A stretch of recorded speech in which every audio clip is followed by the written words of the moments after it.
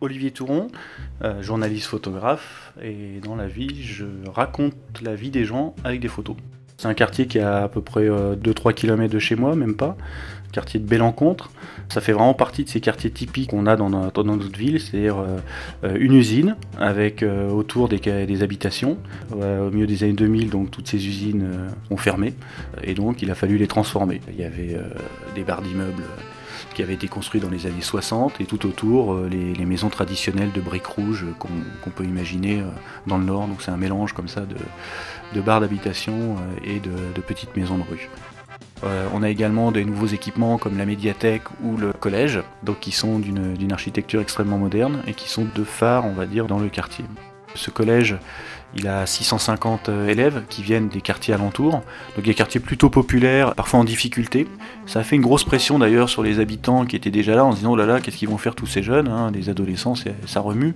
Et donc ils ont mis en place ce qu'ils appellent les proximèdes, des emplois aidés qui font le maillage et la médiation avec toute cette jeunesse. Notamment, il y a un espace de terrain de sport et où les jeunes du quartier ils peuvent venir la journée. Par exemple, là, pendant le reportage, ils jouaient à un jeu qui s'appelait le foot à l'allemande, donc un mélange de basket, de hand et de foot, un peu étonnant, dont j'ai pas compris les règles, mais c'est pas grave. Un des autres acteurs du quartier qui est extrêmement important, c'est le centre social. Par exemple, j'ai suivi l'atelier cuisine, donc où les dames se retrouvent pour faire à manger et apprendre des recettes. Et l'idée, c'est de partager un bon moment autour d'un repas avec évidemment la franche rigolade qu'on peut imaginer, puisque on est dans le Nord, quoi, et on fait pas ça pour s'embêter. Il y a également la possibilité d'aller dans un parc qui s'appelle le parc Clémenceau, donc qui est un poumon vert de la ville de Tourcoing, en cœur de ville, qui est dans la limite est du quartier de Belle-Encontre.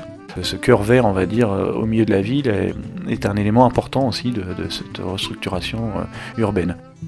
Dans le Nord, ont lieu des braderies, des vides-greniers. Cette habitante qui est devant sa porte avec sa petite fille vend ses petites babioles. Les gens ils font pas ça pour s'enrichir évidemment. C'est vraiment un échange, c'est un moment convivial très important dans la vie du quartier. En cette fin d'année, il y a ce qu'on appelle les allumoirs, ça dure à peu près un mois, avec une préparation. Et puis ensuite, les gens font une sorte de procession, donc précédée par une fanfare. C'est très très familial et très bon enfant. À Belle-Encontre, il y a un géant qui est partagé avec le quartier de Falampin, c'est Augustin, donc c'est un ouvrier du textile, dont sont si fiers les habitants du quartier. J'ai pu rencontrer des habitants du quartier de Belle-Encontre, comme je fais à chaque fois, c'est un peu les héros du reportage, donc comme le principal du collège Lucie Aubrac, la présidente du comité de quartier Denise, qui a 80 ans et continue d'être hyper active, qui a toujours vécu là, qui est l'histoire en fait du quartier. Voilà, on retrouve aussi Sabrina et sa maman Myriam. Quand je rencontre des gens formidables, c'est toujours un plaisir. Pas besoin d'aller à l'autre bout du monde pour rencontrer des gens qui font des choses incroyables.